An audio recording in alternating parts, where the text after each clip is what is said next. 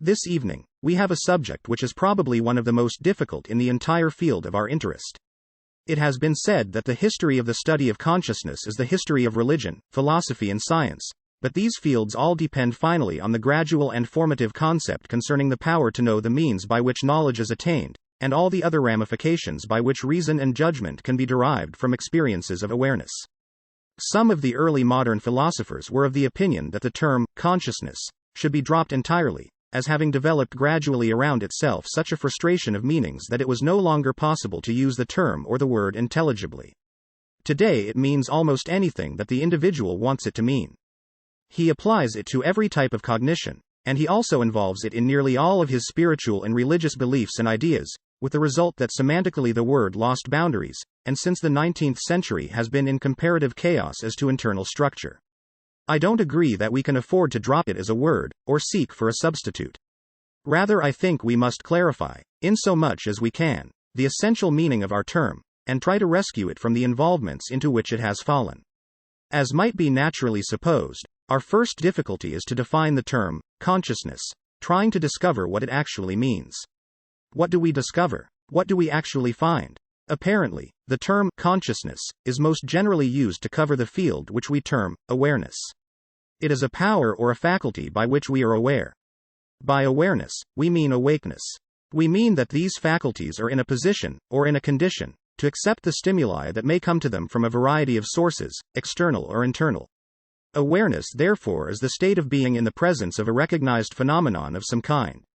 He was not aware, for example, that his own consciousness accepted or rejected these phenomena by intent or purpose. It was merely something forever available to become aware of whatever stimuli was brought within its range. Gradually, however, the investigation of phenomena has led to the conclusion that whether we are aware of our own awareness or not, that there is a continuous activity from within ourselves, even in the most simple problem of seeing. Seeing is not merely the sense of sight, registering its own testimony upon something within man. Seeing involves a motion from within man, a motion of experience, a motion of inevitable and intuitive recognition. The individual seeing, whether he is aware of it or not, immediately begins to estimate the thing seen. A power within himself begins to pass judgment upon the thing seen. This judgment is nearly always based upon experience, based upon memory, or upon previous instances in which similar things have been seen, or upon comparison, or perhaps upon the intuitive sense of utilities involved. Whether we know it or not, we always see with a certain appraising power. We are constantly passing some kind of judgment about the things seen, accepting it, rejecting it, liking it, disliking it, responding to it pleasurably or without pleasure, actively or passively. There is something within the individual that responds to the pressure of sensory perception and causes awareness to be immediately specialized into a series of judgments, conclusions, attitudes, and opinions. Yet this process, occurring almost too rapidly for us to estimate it, still does not cause the individual to experience the fact of his own participation in awareness. Most persons being aware of something are not aware of their own faculty procedure. They merely accept things seen, assuming that this is a natural and normal procedure. It is only after the rise of man's philosophic life, when he began to question the methodology of things that happened to him, that he began to get frustrated over the problem of his own awareness. Prior to this time he simply was glad that he had this awareness. Gradually, however, the problem of trying to understand it intrigued his mind, intrigued his reason. Why should man wish to know how and why he is aware? Probably the answer lies in the gradual arising in human nature of certain doubts. From an early time man became aware of the fallibility of his own judgments. He realized that he could be mistaken, that due to the pressure of some psychic factor within himself he could not depend upon the validity of his own sensory perception.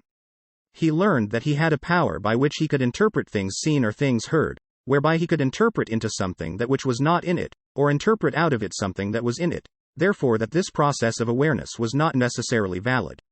When he began to experience this, he began to experience the need to rationalize this awareness process, to discover if possible where his own mistakes were. He began to realize also that he could not depend upon the sensory perception for final judgment in important problems. He could believe, as the ancients did, that the sun moved around the earth because it appeared to do so, and that when it set in the evening it went under the earth to light the world of the dead. He had a good deal of phenomenal evidence to sustain him, but he learned gradually that his senses were wrong, that what he appeared to see was not the truth. He learned in many ways that appearances could be deceptive, and by degrees he lost faith in the absolute validity of the initial impact of awareness. He became aware, for example, that people who looked nice and were well dressed could still cheat him. He discovered that individuals who looked very healthy could drop dead 5 minutes later. He discovered that what appeared to be a great bargain was wonderful only on the surface, and that appearances could prove very deceiving. He began to become suspicious of surfaces and of appearances, and sought stronger and more positive instruments by which he could judge value. The moment he began to search for the judgment about value, he discovered he had to use certain internal faculties. That he had to weigh, ponder and consider. He gradually divided his mental life into 2 parts, a concrete or objective mental life dealing principally with phenomena, and an abstract or subjective mental life that dealt almost totally with principles. Principles by themselves are difficult to deal with. A man has never succeeded in dealing with a pure principle. He has never been able to separate a value completely from association with objectivity. If you wish to, for example, try to estimate in your own inner awareness the nature of a completely honest person, now you're out after a quality. You're out after the quality of honesty. You want to construct for your own purpose an archetypal image of total honesty. It is utterly impossible for you to do so without some recall to objective symbolism. Man, primitive in his thinking, first decided that his way to discover the honest man was to find one somewhere in the world around him, and then use this person as a pattern for all other honesty. We have done the same thing in religion. We have taken the one good man and made him the archetype of an ideal humanity. We have taken one virtuous person and called his way of life virtue. We have taken him gradually out of it, but we have never lost sight of the example which he gave, which becomes the standard for the estimation of an abstract value. Thus our search for honesty had the center in the honest man. Our search for truth had to be centered in a person who seemingly possessed this power or this invaluable treasure to a pronounced and outstanding ending degree. Truth without a truthful person or a truthful situation became comparatively unthinkable. We were never able to completely get away from our dependence upon the records that our awareness had brought to us. Today, when we think of good as a virtue or as a quality, we must associate it with a good person, a good condition. We say that something fortunate that occurs to us is good. We must tie it with some phenomenal thing. Psychology has pointed out we are not yet in a position to say that what we call consciousness is an arbitrary something within us which judges all other things. We are not able to say that consciousness is something in us forever judging righteous judgment. This brings us to what you might almost call your Scottish metaphysical position on this, namely that consciousness per se substantially represents the divine in man, that consciousness is a God-given attribute, inscrutable because it is divine. Beyond definition, because it is a spiritual thing, utterly transcending any of our objective or material experiences. This causes also a moment of pause, because we know that we are now in the presence of a serious dilemma. If consciousness is inevitably divine, then we must explain the margin of error which we find in it, because we are not able to assume that there is a margin of error in the consciousness of God. Consequently, if consciousness is inaccurate, if man can come to certain conscious conclusions which are not true, then consciousness cannot be totally and completely divine, because if it is, we associate it inevitably with the element of the infallible, and every aspect of consciousness that man knows today is thorough. We know, for example, that the noblest aspects of consciousness as we know them will be subject to modification in the future, and things which today we disregard, or upon which we pass adverse judgment, may sometimes be accepted as superior to what we have now or what we now accept. Thus, consciousness cannot be more, nor less, than a conditioned kind of awareness. Now, what religion is really trying to tell us is that we actually have no definition, or no true and complete explanation for this fact that we are aware. Once we become aware, we can assume that our awareness is subject to error imposed upon it by mind and sense. Thus, the awareness of man recording any phenomenon may be subject to error due to false or inaccurate recording. The sensory perception was not correct or not complete in its testimony. This can and does still leave the root of awareness as an energy, or as a power, a kind of spiritual electricity, a kind of light essence by which awareness is possible.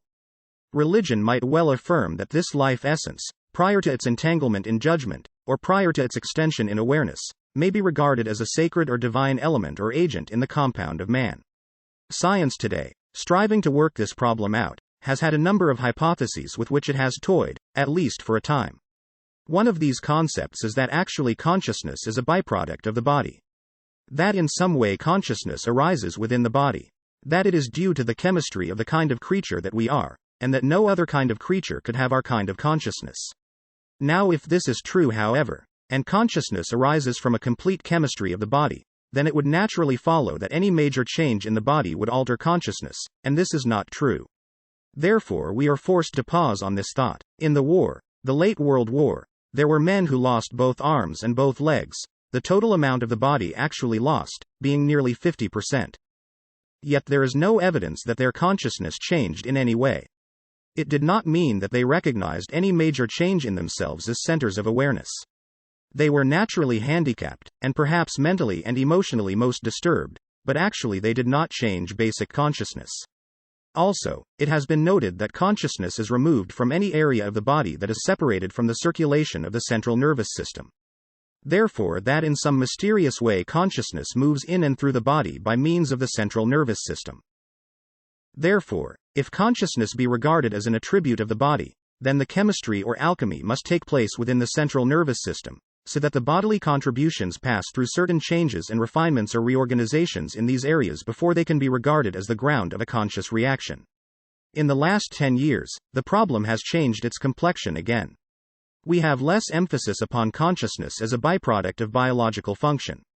We are again beginning to think of consciousness as something imposed upon the body, something separate from and superior to body, either arising in a psychic field which is an overtone of body, or else in a soul's figure, which is an undertone of spirit and is itself superior to body. All these theories and problems and postulations have their strong advocates, but an advocate does not necessarily possess the full answer. So this evening, and for the rest of this series of lectures, we are going to try to summarize and explore the field of consciousness as it is understood in both Eastern and Western religion and philosophy, and as far as we can in the terms of psychology and in comparative standards which have arisen over the last several thousands of years of human intellectual contemplation. We can then begin with one of the most basic concepts that we have, and that is consciousness as a subject of its own object. Consciousness was to most ancient people regarded as subject, therefore identified with self, or identified with I. Consequently, in seeking for early definitions of consciousness, it was customary to associate this power with the existence of a selfness, or even a selfhood within the composition of man. Consciousness then became the primary attribute of self, I am, being perhaps one of the simplest, the most ultimate statement of consciousness. And a statement which has gone unchallenged for the most part through the ages, because no one has sensed or felt the audacity to say, I am not. It sounds very defeating, frustrating and difficult to demonstrate, because the very statement of the individual that he is not implies that there is something that is in the position to make the statement, which it immediately nullifies, because the statement cannot emerge from that which is not. The man can deny, but in his very denial he proves that which he seeks to deny, because he must use his own statement to deny his own existence. This becomes illogical, and primitive man, even at an early time, was not that foolish. He outgrew this situation rather quickly. So he came to the conclusion that in some mysterious way consciousness was man's statement of his own existence, that the man knew that he existed, and the mere fact that he knew that he existed was the primary proof of consciousness, how he knew, what he knew, why he knew. These questions have never been answered, but that he knew became a self-apparent fact against which there seemed to be no possible attack. The individual attempting to demonstrate his own lack of self-existence found that it was impossible to make a demonstration without making use of the very elements which he sought to deny. So he was forced to give it up. We find in religious writings, therefore, quite frequently, some simple statements such as, I am, and we find this in the story of the visit of Moses to the court of Pharaoh in Egypt. When Moses and Aaron wanted to have the authority to appear, they wanted to know who had authorized them to go before Pharaoh. God answered to them, Tell Pharaoh, I am has plenty, I am, being primarily therefore a statement of divinity. This I amness allowed man to remain for a very long time simply basking in the fact of his own existence. The fact that he existed, however, rapidly led him into complications. As this sense of I amness began to develop, man could not sense his own selfness, except by the creation of a dynamic comparison. I am implies also the inevitable existence of that which is not I. I am makes a little wall around something which we call ourselves, and gives to this which is within the wall a peculiarity different from that which is outside of the wall. Therefore, the individual can turn toward himself, and he can say, I am. He can turn away from himself and observe anything else in the universe and say, "This is not I." So man developed a universe in which all things ultimately resolve themselves into two groups, I and not I. I was a very small group, consisting of one unit only. The not I was everything else that existed. Therefore we may say that the not I was in an overwhelming preponderance.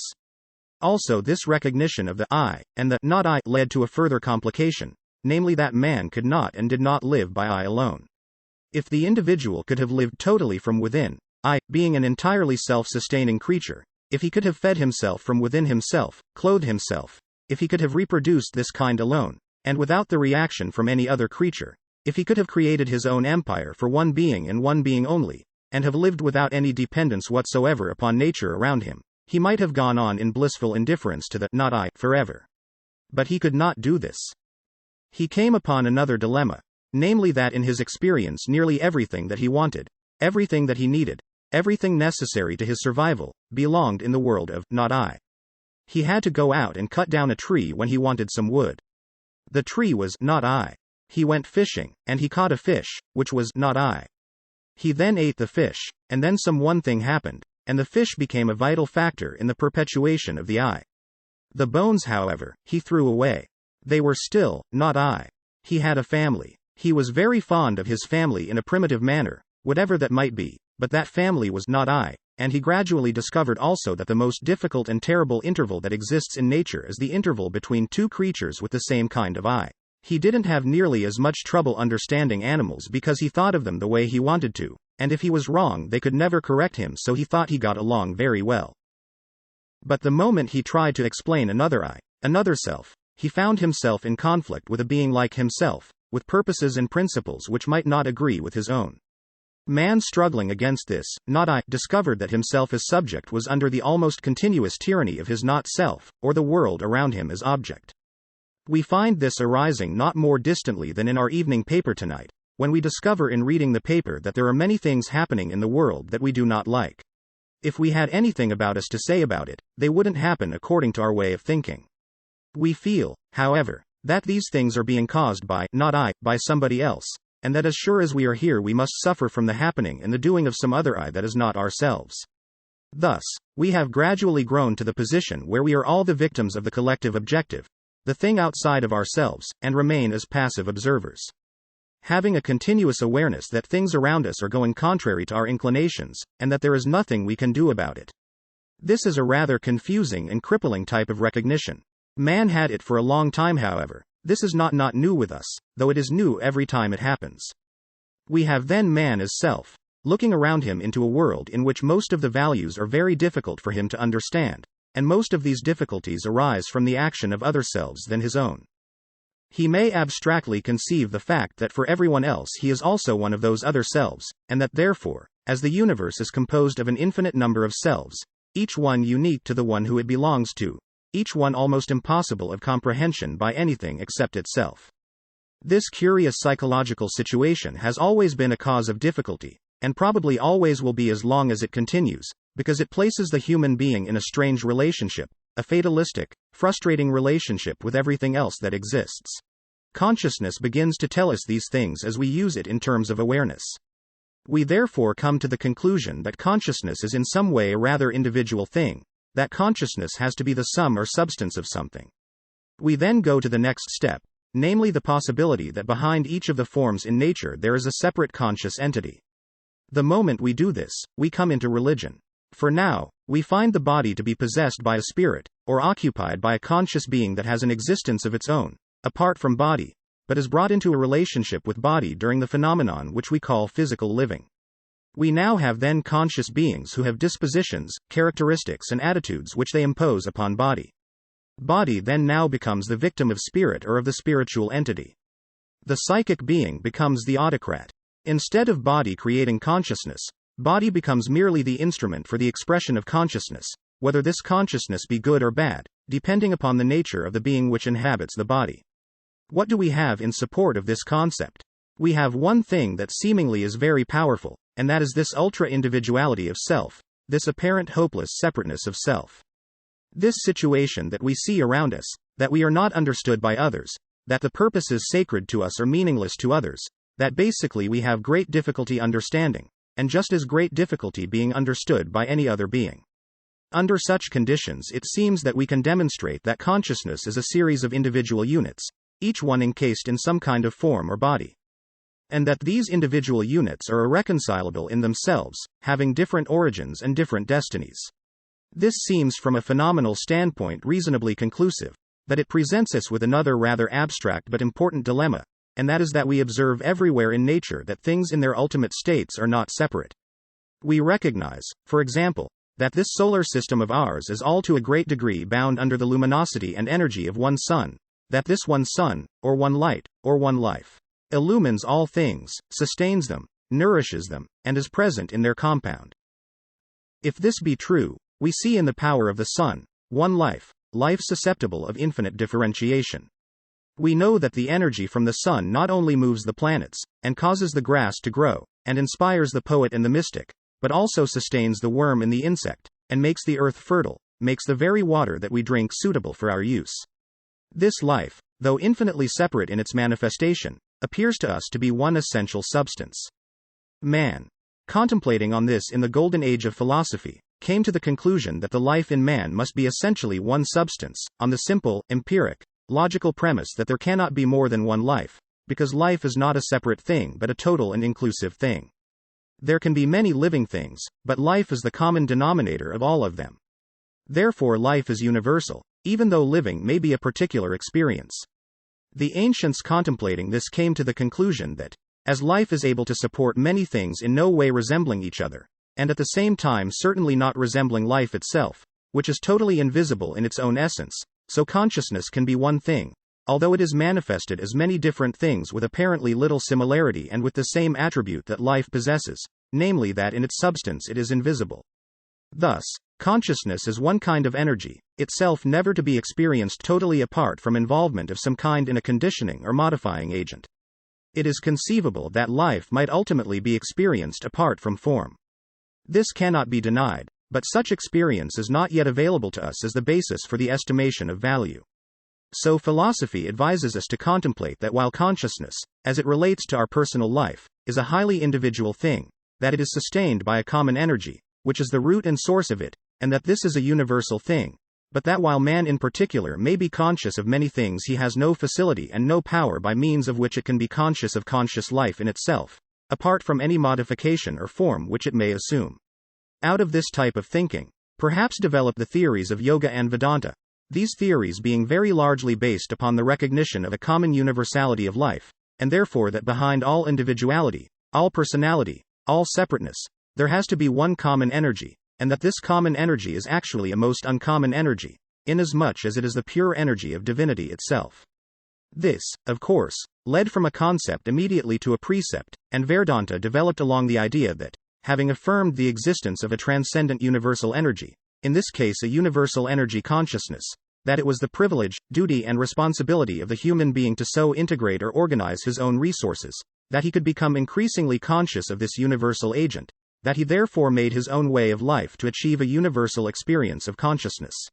This universal experience of consciousness, the modern psychologist warns us, is not quite as simple as religion might make it seem to be, because actually, how are we going to discover the validity of our own mood? Supposing the individual actually has what he regards as a genuine experience of cosmic consciousness. How does he know that it is cosmic consciousness? By what comparison, or by what value within himself is he able to judge the merit of any extension of his own consciousness beyond his own experience? It becomes a very difficult question. We may have an experience which seems to us transcendent. How transcendent is it? We may feel at any given moment that we have been elevated into a universality. Have we, or are we merely drawing upon our own symbolism and simply projecting a mental image of a state which has become familiar to us through reading, through thought, through study, or through contact with some outstanding system of religion or ethics?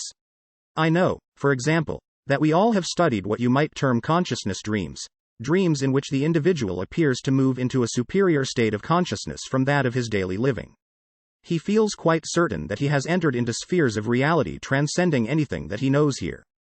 But has he actually entered them, or has he merely visualized conditions that he has hoped would exist, or could exist? Has he actually escaped the tyranny of his own mind, Or has he merely come under the more subtle influences of that tyranny, therefore a worse victim than before?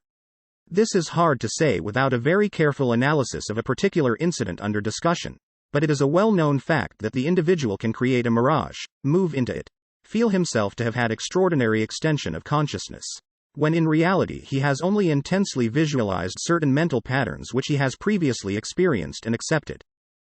All this causes us to be, to a measure, careful in our estimation of what this consciousness experience can actually mean to us. We have to be very thoughtful, very wise, not allow ourselves to become too optimistic in our examination of these factors. The fact still remains then that we are aware, and that this awareness troubles us to the degree that we try to understand how we are aware, and why. Perhaps in going into this situation as thoughtfully as we can, there is another approach that might be worthwhile, and that is the approach of the mystic. The mystic seeking to discover consciousness tries to do so by suspending the function of everything that is not consciousness. He does not attempt to storm the gates of heaven. He does not attempt to push his own mind or his own convictions into the world of causes.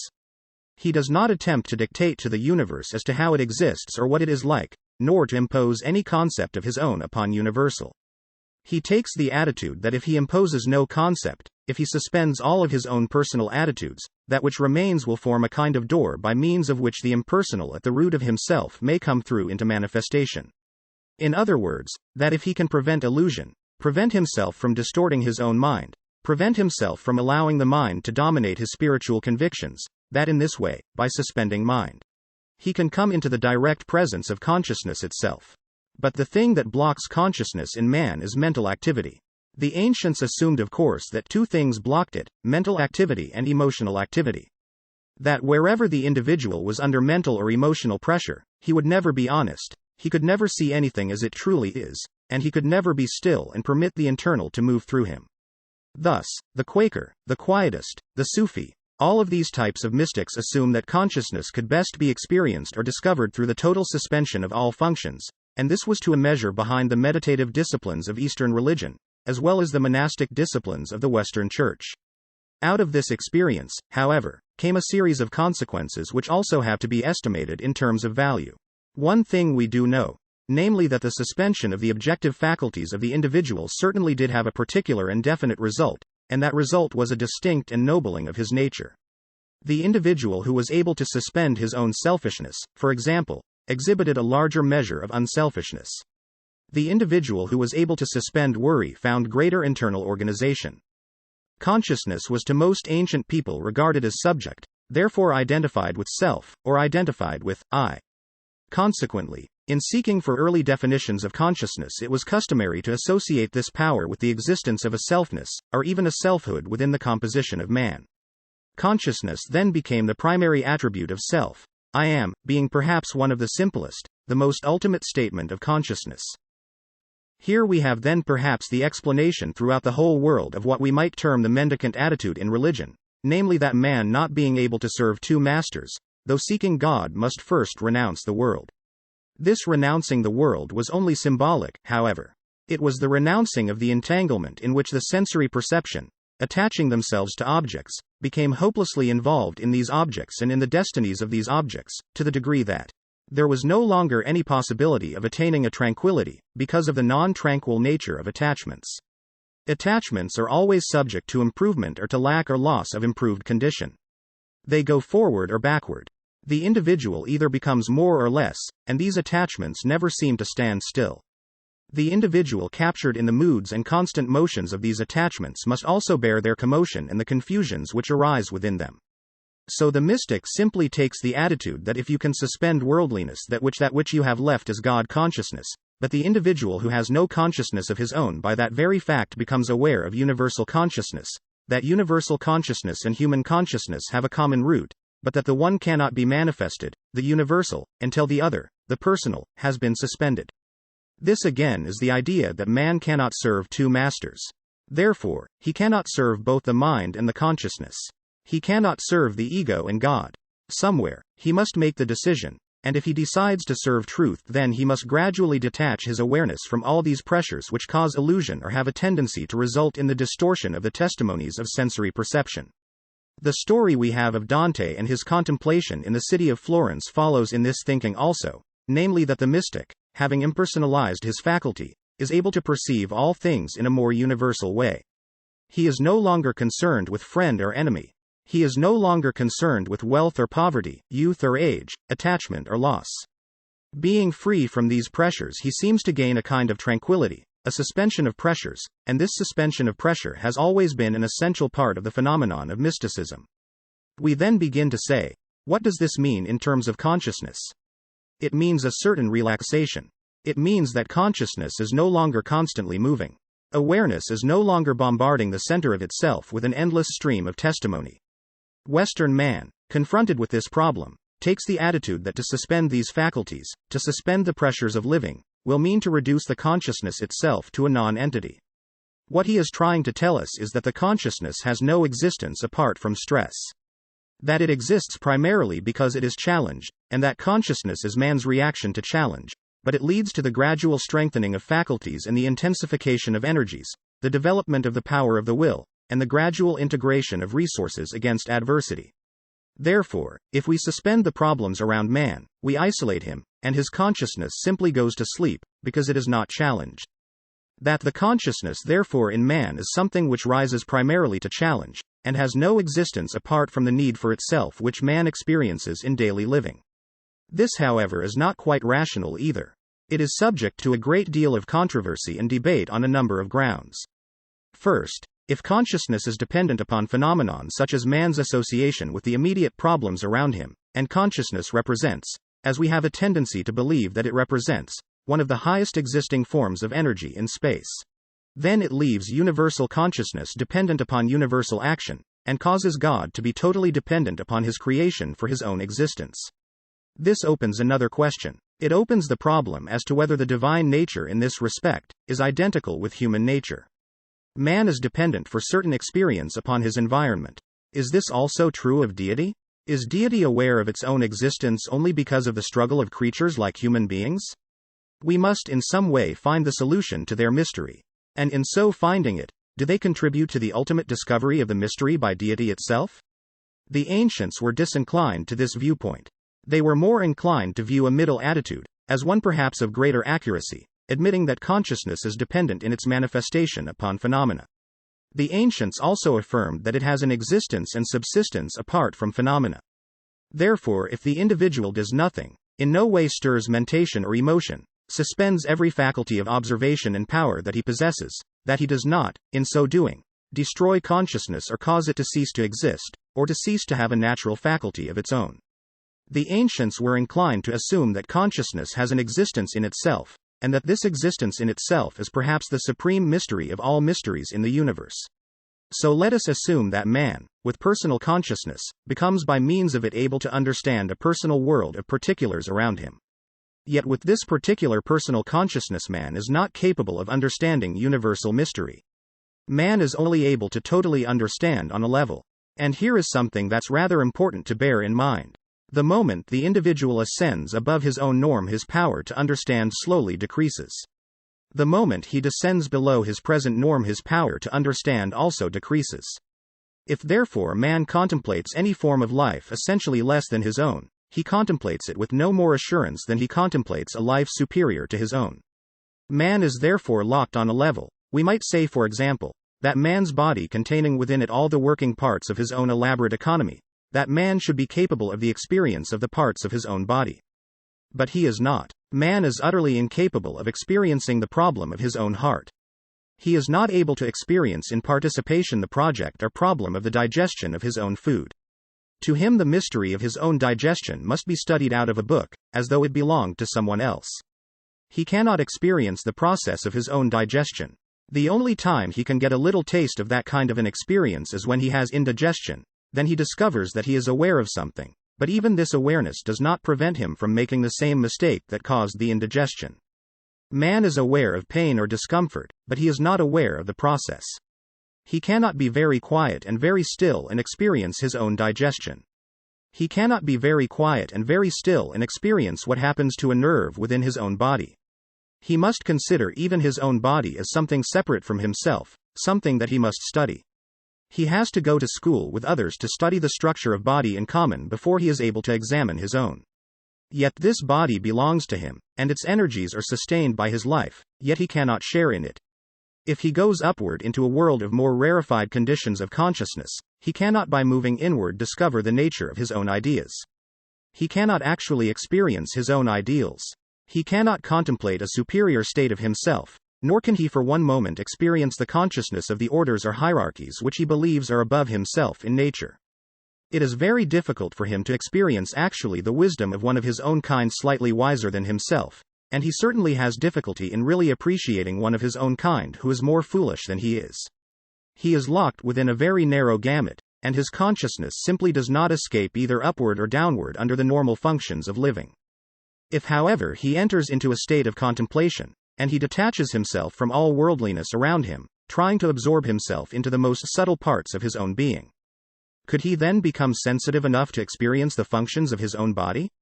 Eastern yogis tell us that you can, but that it requires a tremendous amount of discipline in a very highly developed science, and that also to experience a state of awareness superior to its present state requires a very high advancement in the yogic art. These things will not happen by accident. Of course, they will all happen gradually by evolution over long periods of time, because man is growing into new experience continuously, but until he actually experiences these things, he cannot cope with them. As consciousness does not feel this interval, it does not make it possible for him to do that which is otherwise impossible. However, the potential of consciousness seems to possess within it the power to accept growth by experience, so that experience never outgrows consciousness, but becomes a new instrument for its manifestation on a higher level. All these factors then contribute to another point. Thinking of personal consciousness, the individual, following the old concept of microcosm analogies which dominated thinking for 1,000 years in Europe, comes to the next conclusion. Is his own state of consciousness a key to the relationships of universal consciousness? If, for example, man is personal, and the universe is bigger than man and must support many men, many beings, many creatures, may we justly ascribe to the universe a universal consciousness, even as we ascribe to the person a personal consciousness? We may certainly do so, but when we divide consciousness from personal to universal, what do we experience in the process of so doing? Do we know any more than we did before? In the majority of cases we do not. Universal consciousness simply becomes our consciousness, applied or projected by ourselves toward a state which we have not experienced, but which we must conclude is bigger than our state. Therefore, we come up with the idea that universal consciousness is greater.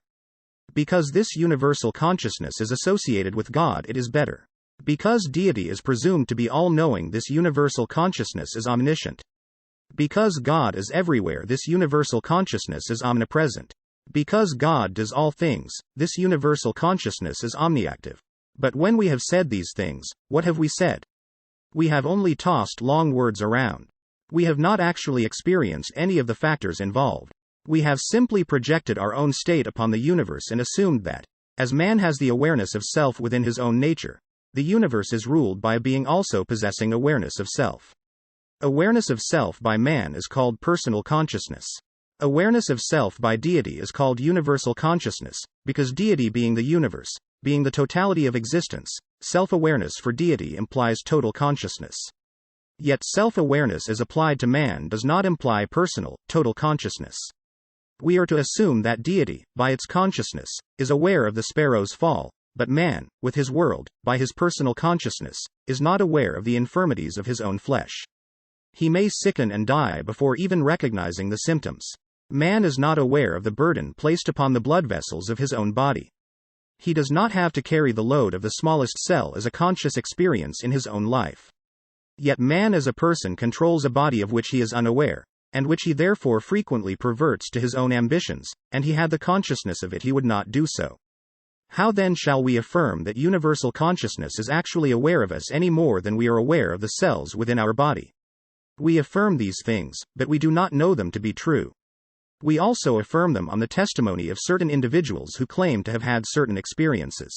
We do not deny these experiences, but until these experiences can be so standardized that they can be examined by more than the handful of isolated witnesses, we cannot, on the other hand, totally accept, without questions, findings about which we have inadequate information or substantial knowledge. We must keep many of these points in comparative suspension, because we simply do not know. I have a feeling, however, that if we are to search for the answers to these things, and psychology is desperately seeking these answers today. Perhaps more than ever before and in the future, probably even more avidly than now, we have to recognize that consciousness as we wish to understand this is more than merely universal cognition. I do not think that the actual definition of consciousness, in terms of universal consciousness, means universal cognition. I question if we will be able to supply evidence that consciousness is directly associated either with cognition or awareness, but these terms represent our efforts to explain an aspect of consciousness, rather than the total nature of consciousness itself. In all probabilities, consciousness is, as far as we are able to estimate, not conscious. In this sense of the word, consciousness is a kind of an infinite potential which is capable of infinite unfoldment from within its own root, but the root itself is so completely remote to our experience that we have no adequate way of defining it. This does not mean that consciousness does not exist, but rather that what we know as existence is not enough to involve or enclose our concept of consciousness. Our word, existence, does not go far enough. No thought or term that we have goes far enough. No state of being that we can experience is close enough to consciousness to give us any clue to its essential nature. Perhaps the nearest clue that we have is this process of suspending function that is not consciousness, but out of this suspension, for the most part, we arrive at a total suspension. We come into the presence of a timelessness, a beinglessness, in which, according to the testimonies of the ancients, and those who have experienced these things, we gradually lose sense of self-existence. That true samadhi, or true nirvana, as taught in Asia, is the complete suspension of the sense of self-existence. The individual reaches a state in which he is not aware. Furthermore, by this means he also has reached the state in which he is no longer aware whether he is aware or not, the complete suspension of the state of knowing awareness. Therefore, in this instant, the individual escapes time and place totally. Consequently, what we call awareness is related to time-place association. We are aware of time and place, of the relationships of these things upon each other. Time, place, things. All these are essential to awareness. The suspension of time, place, and thing causes the suspension of awareness. In that instant, man is unaware of his own existence or non-existence. So we study the problem as carefully as we can to discover, if we can, what the individual is cognizant of while he is not aware. That's a pretty big problem. In other words, it's an extension of the idea, what is he thinking about when he's not thinking? In the samadhi, and in the experiences of Eastern mystics, there is a peculiar term which I don't think has been much discussed in the West, except perhaps among some of your old medieval states, and that is this reference to blessedness. Reference to bliss and to a state of almost perpetual ecstasy, which seems to mark the profound, mystical, apperceptive mood of these saintly persons. Having transcended all personality, time, late conditions, there seems to be described a state of bliss, a state of timeless, majorless, beingless bliss. This has been explained and studied a great deal, particularly in Oriental philosophy, to find out how an individual can be so blissful when he doesn't know that he exists. He comes back with an answer which confounds the elders, and leaves the entire situation in very much of a dilemma, namely that bliss exists.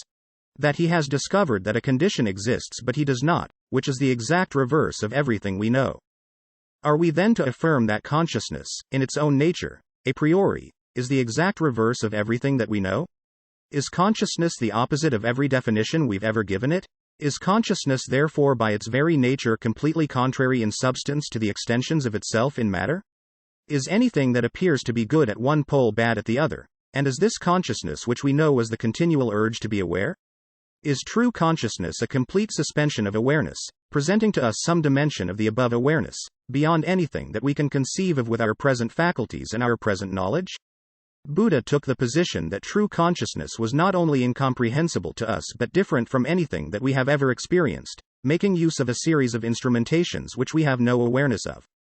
That true consciousness is not extinction, but can only be discovered by the total extinction of every process that we use to attempt to attain consciousness, inasmuch as every process that we use creates pressure, creates intensity, and builds a greater wall of illusion or misinterpretation around our awareness problem. He took the simple answer that universal consciousness can never be known until it is experienced, and that when it is experienced it is discovered to be perhaps what the mystic says, not the individual aware of something, but condition itself aware of the individual. That there is a positive polarity in space, and that true consciousness is the universal being aware of the particular, whereas consciousness as we know it is man as a particular, forever seeking awareness of universal, or that which is separate from himself. Man seeking to understand what is separate, whereas consciousness is forever moving through that which is not separate but is the same.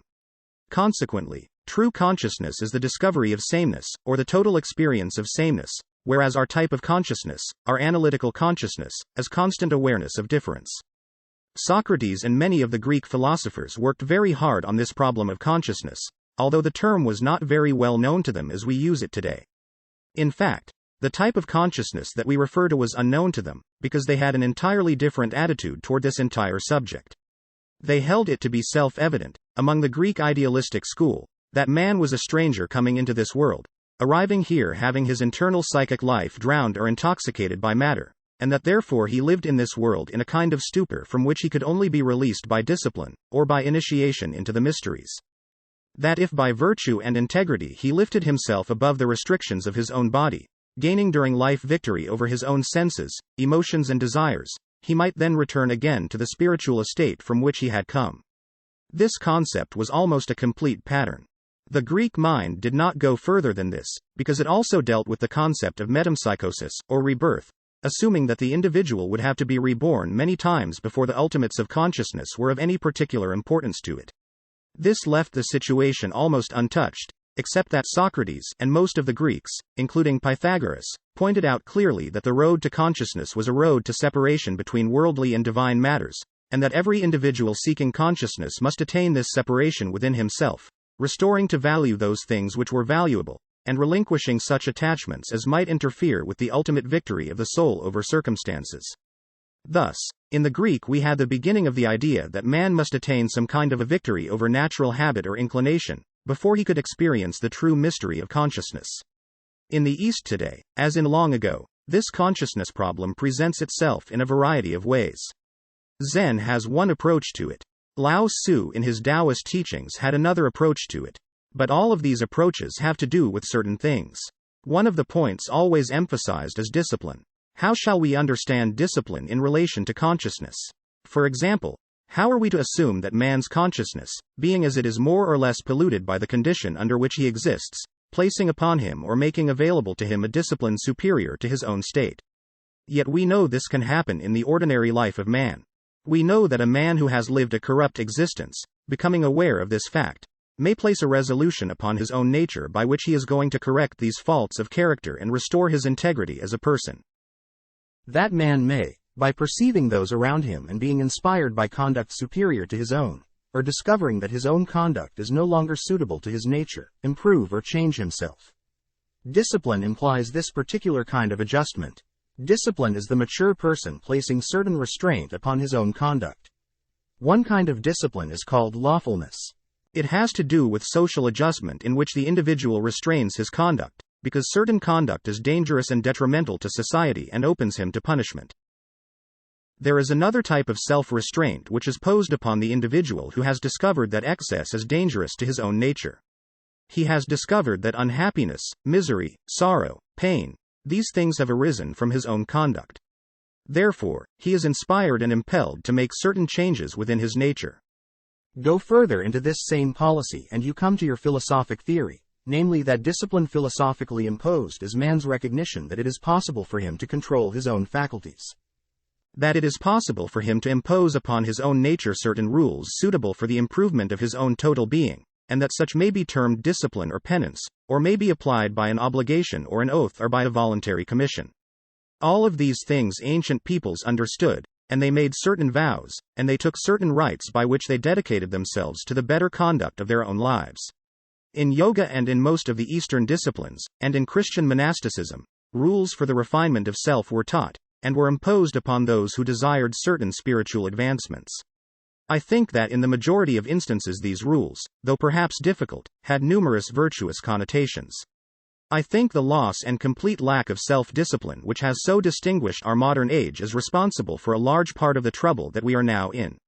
The individual failing to accept a responsibility to himself has lost the wonderful privilege of being stronger than his own desires, and lacking this experience he has been unable to meet adversity with the strengthened courage and dedication of which perhaps was present in civilizations less advanced technologically than ours. The possibility of self-discipline, as in Zen or in Taoism, must be given due consideration. Self-discipline in terms of consciousness is the individual assuming that there is a life within him that is part of a universal life, and that this life is by substance in nature either greater than the common life of the person, or else in potential is capable of greater advancement, or of being able to support more adequately the improvement of the individual if he will make an effort in that direction. The disciplines of consciousness assume that there is something in man which is capable of a better knowing of things, a better acceptance, a better understanding or appreciation than that which is commonly available. Ancient man then began to study modern metaphysics, followed in the same general pattern of effect of the mind upon the man, and came to the conclusion that the mind, as the Indian classic, the Bhagavad Gita, says, can be and frequently is the slayer of the real. With man's mind setting upon him certain personal patterns and habits causing him to develop a kind of characteristic, or a false kind of personality or temperament. That the findings of this false temperament pass as findings of consciousness when they are not, and that when the individual says, I, he is usually not referring to a center of consciousness but to his intellectual egoism. That when he says, I think, he is not stating the truth. He is saying what he says without consideration, or what he means is the mind thinks. Instead of the mind being used to think by the I, the mind is its own master and is imposing its own requirements upon the self. Therefore, as Buddha points out, the individual says, I want. This is a lie, except in one particular. Buddha says that man can say, I want, only in one way and make it honest, and that is that, I want liberation. That any other desire, except complete spiritual emancipation, is not a desire of the I. Therefore, that the I does not want. The individual says, I like. Buddha says this is a lie. It is only applicable under one condition, when the individual declares a fondness or likeness for absolute truth, that nothing else arises from a proper level. To say, I like, I want, I believe. To say, I possess, is false. If there is a consciousness in man, this statement is an absolute contradiction to that consciousness. To say, I possess, is a false statement because I cannot possess. The only thing that I can possess is my body. To say, I possess, means that I assume that my body is, I. To say, I want, is to assume that my emotions are, I. To say that, I believe, means to assume that my mind is, I. To say, I think, is to assume that the thinker is the self. These assumptions are not true. Therefore, the terms that we commonly use, and with which we are continually fortifying our own psychology, are false. The longer we become addicted to them, the more strenuously we observe them, the more completely confused that we will become. This has apparently been true because we have finally reached the pinnacle of all confusion. There is no way in which we can estimate greater confusion than that we have now except by waiting until tomorrow. Then we will have a new experience of how much worse it could get, but now we have reached the apex of the conceivable. Actually, consciousness is none of these things. Consciousness impels none of these thoughts, because in the substance of consciousness they are useless. Everything that the individual does he does for one of two purposes, one the positive and the other negative. Everything he is doing is either in order that he may approach reality, or that he may depart from unreality. Everything we do in order that we shall be more happy or less unhappy, that we shall be more popular or less unpopular, more successful or less unsuccessful. Everything is either a positive or negative effort to move from an unsatisfactory condition to one that is satisfactory. Nothing could be added, nothing could be taken away. Therefore everything for which we exist, which is to add or to take away, must cease to be significant, and the motivations that move all of us become non-operative.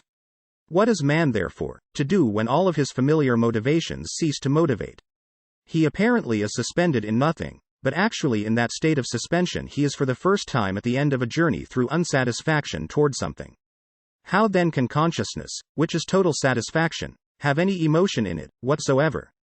How can consciousness be escaping from anything, or desiring anything? How can consciousness desire to be more than it is, or to have anything that it does not possess? Havelock Ellis points this out in his mystical experience description, that in this transcendent moment he was desireless. That he lived in or existed in a state of such complete adjustment with existence that he realized that there was nothing missing. We do not assume and cannot take for granted, even for a moment, that the universe ends in a stasis. That all dynamic is eternal we are reasonably certain, that forms and types of motion and energy can constantly change we know, but that energy itself can cease we gravely doubt. We know that it may be subject to modification, that it may pass into forms beyond our comprehension or conception, but that it shall cease once it moves is beyond our certainty. At least therefore we have no reason to assume that man ends in a suspension of a heavenly state of bliss which leaves nothing to be desired, and permits nothing to be present that is not desired. This would be a complete suspension, a complete end of everything. What we are therefore probably dealing with is we are bringing the individual out of the well, at the bottom of which he has been existing, as in Plato's legend and fable of the well. That what we call nirvana, or the total extinction of man's escape and defense patterns, is actually the release of man's consciousness as fact, and therefore at that time only is the truth available, inasmuch as error has ceased, that actually under those conditions man passes from a prenatal state, which is the one he's in now, into a condition of birth, being born out of ignorance, into a state of reality. That state of reality is therefore comparable to our concept of consciousness, but under the present condition we are simply unaware of it being.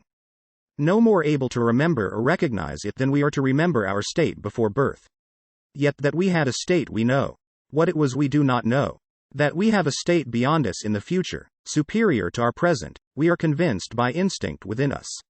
What it is we do not know, but we can only assume that it is more than the absence of itself, that whatever is less perfect is moving towards a condition superior to its own state.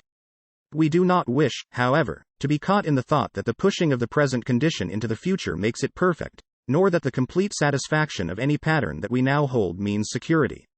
What we are trying to achieve is the realization that there is an integrity, whether we know it or not, like it or not, believe it or not, accept it or not, and that it is toward that integrity we are moving. That integrity may or may not agree with anything we now believe, but that we are approaching it by trial and error regardless of any other efforts that we make, and disciplines imply that it can be approached by discipline also. Discipline merely being the exhaustion of error by character, rather than by accident. Under these conditions man is capable, perhaps of so suspending error in his own thinking and in his own formulas. He's capable of the experience of consciousness. That he will be able to experience it completely in body is unlikely, but that he can experience a shadow of it, a sensing of what lies beyond it, is conceivable if he performs these disciplines and follows in the footsteps of those who have led the way to these supernormal experiences of awareness. That brings us then to the next step in our problem. What is the difference between universal consciousness and universal mind? Universal mind apparently has always been held as a demiurgos or as a secondary deity, the universe brought into existence as a mystery of consciousness. Therefore, creatively engendered by consciousness, which is creative, and creativity is the principal difference between consciousness and intellect. Intellect is not creative, consciousness is. Wherever intellect seems to create it is because of consciousness content, that is behind or operating in pattern with intellect. Universal mind becomes the regulator, the administrator of the world in which man exists. It was therefore sometimes referred to as the third logos. It is the world mind or intellect, the imposer of regulation, rule and statute, and the world under its intellect becomes a rational animal moving in space. Plato so defined the world. When the Greeks referred to the world they referred to what we would call the solar system, or perhaps even the universe, in some of the connotations that they had of the term. So the world as a mental entity is a mental autocracy in space, even as man, as a thinking or mental creature, is a self-governing unit, governed by reason, intellect, or mind, governed according to the quality and capacity of individual and collective intellect, the mind in turn deriving its authority, substance, essence and energy from world mind. Man with mind can become the thinker, but mind has never yet satisfied the inclination of man in his search for truth. The mind is not capable of the experience of truth. The nearest that it can come to it is the organization of reasonable facts. Therefore, the mind can discover the reasonable, the emotions can discover the good, but only consciousness abides in the substance of the real, and reality is beyond that which is either reasonable or good. The reasonable may be only reasonable in terms of relativity. The good may be good only in terms of relativity. But the real is unchanging as the root behind all change and phenomena. Therefore in classical thinking consciousness is associated with reality, and that being is said to be conscious which is capable of perceiving reality, and that being is considered to be enlightened whose true nature is regulated by the reality locked within itself. This reality is not mental, but man has created a false reality which he has imposed upon himself. Perhaps the false reality which he has imposed is best exemplified in his materialistic culture, where in materialism he has established a world ruled over by the concrete faculties of the mind, which have become a despot of realism on a material level. Realism, as opposed to reality, where they are not the same thing. Materialism rationalized has become our way of life, and it is also promising, or threatening, to become our way of death. This carries with it the ancient belief that consciousness differs therefore from reason, in its experience factor and in its creativity. A thing thought out is not a thing lived through. Thought is a kind of vicarious laboratory process. The individual can think about many things which he has not experienced, and will not experience, because he can read about them and think about his own thoughts. Consciousness, however, is rooted in an experienced reality. It is rooted in the individual's power to say, I know, without exaggeration. The power to know is not the power of reason. The power to know is a sensitive field within the individual, which either can receive the total impact of a fact, or else is capable of so energizing its own nature that it can discover the fact in things around itself. Therefore, the question has been asked, and perhaps with validity, is the difference between objectivity and subjectivity in this sense that error is the result of external things moving in upon the individual, and reality the result of the individual moving out upon things. This could be a valid comparison if we do not push it too far. I think there is no doubt in the world that consciousness discovers value in things, and that it does so by an intentional purpose. That consciousness coming in where intellect ceases searches for that which the intellect cannot find. Intellect, for example, can discover character and motive. Consciousness seeking reality seeks the experience which led the individual to his conduct, and as we go further and further into this we discover that the mind judges but consciousness does not. That in some mysterious way we refine the same thought that Jesus gave to his disciples, the mind says judge righteous judgment. Consciousness says judge not at all, but with whatsoever measure ye judge so shall it be judged unto you. Condemn not, lest ye be condemned. In other words, mind passes judgment, consciousness suspends judgment, and there is a constant situation. This suspension is not due to the individual merely following the rule not to judge. Consciousness in some way takes the edge out of judging. It takes the pleasure out of judging. It lifts the individual from the mental exercise of the either or Aristotelian mode, and causes the intuitive recognition of value so deep that the individual no longer feels qualified to judge. Therefore, the persons with least mind have most fixed opinions, whereas those whose knowledge is greater hesitate to express an opinion, simply because the more they know the more aware they are of what they do not know, and how much more there may be to any problem that they can possibly perceive. Thus, as consciousness increases, man's immediate mental certainties decrease, and you can have a mental bigot, but you cannot have a bigot in consciousness, because consciousness is a thing in itself impersonal, and bigotry has to be intensely personal. So wherever we contact consciousness as we know it, or as we perceive or believe it, we observe one thing, that there has been a great motion of humanity. We come back to Bacon's concept of observation as one of the basic instruments of knowing. There has been a great motion of mankind from the beginning of time, a motion in which man has sought to discover reality as it is repairable to himself.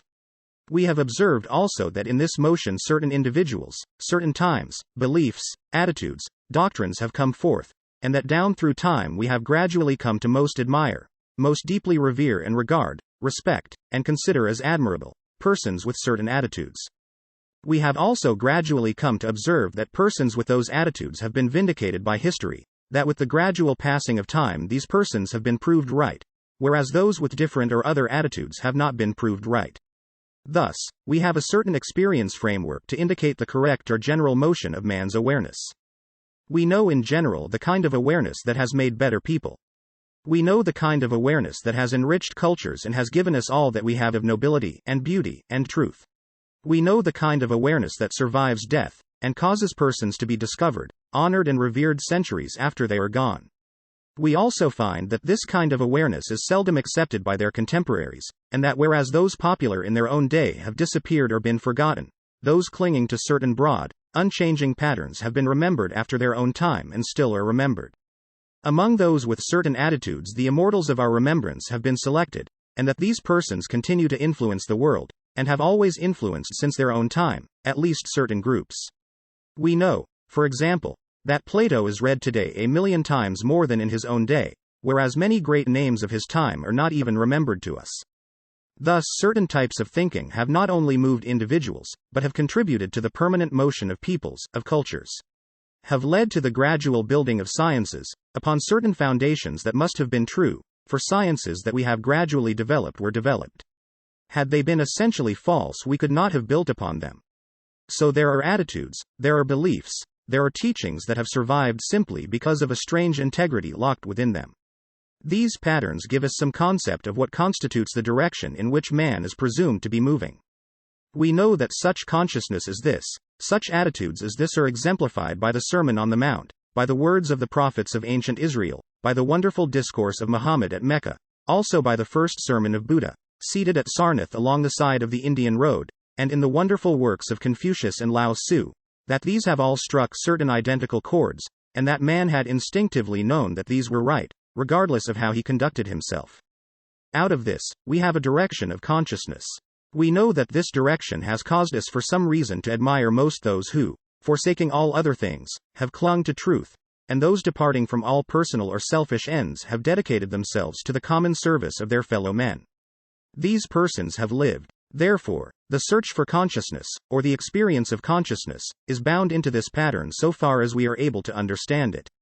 If there is a way toward consciousness for man, it is in this way of gradually decreasing selfishness, decreasing personal ambition, and the gradual elevation of universal value above personal value. That such a compromise of position, that such a change from our common pattern, has caused great sorrow and misery to these people we know. Yet in themselves, they were greater than their sorrow or their misery. Out of them came historic martyrdom individuals who were perfectly willing and gloriously ready to sacrifice their lives to protect others, or to preserve principles and convictions which they regarded as greater than life. Thus we find the evidences of the courage, internal resource and strength bestowed by certain convictions, as opposed to the common weaknesses resulting from certain other convictions. From these broad factors we must finally come to the conclusion that man has accepted subconsciously, whether consciously or not, that there is a consciousness superior to intellect. That this consciousness has an existence apart from intellect. That this consciousness is impersonal, universal, and in its essential ideals and principles seeks to bind up all differences, unite all discourse, and reflect or reveal the common unity within life and living. That this consciousness has to do with the mending of broken things, the overcoming of all separately, man's outgrowth of egoism, selfishness, ignorance and superstition. That within man is the vision of this need, and that discipline comes to him as he gradually clarifies this position and seeks to gain the strength of internal resources available to him once he begins to move in harmony with it. The search for consciousness for man to date seems to be the result of a dedication by which he resolves to move himself with consciousness toward consciousness, and dedicates himself to those ends which, to the best of his conviction, represent the proper and natural ends of consciousness as differentiated from the intellectual and emotional ends which he has previously cultivated, and which have led to discord and disaster. So we have this experience of consciousness that man seeking to do those things, which man's universal experience has demonstrated to be right, does gain greater courage, greater insight and greater internal strength, and from these circumstances may assume that at this present stage of his growth this is the direction which it is proper for him to take. That therefore he gains the support of consciousness by dedicating himself to those universal values which he senses within himself, and which if they have any origin at all certainly originate in consciousness, rather than in the selfish, separating factors of his ordinary existence. The individual dedicating himself to his superordinary self, to that which is beyond his common daily purpose self, finds that he gains greater strength, greater ability, greater respect and honor, and achieves greater good. For these reasons he assumes that such motion on his part is motion toward consciousness, or with the approval of consciousness, and that he is rewarded by the release of greater understanding from within himself, this understanding being that part of consciousness which he conceives it to be possible for him to sense, know, or understand. So with this as a preamble we have to proceed next week, but I think perhaps we've done enough for one warm evening.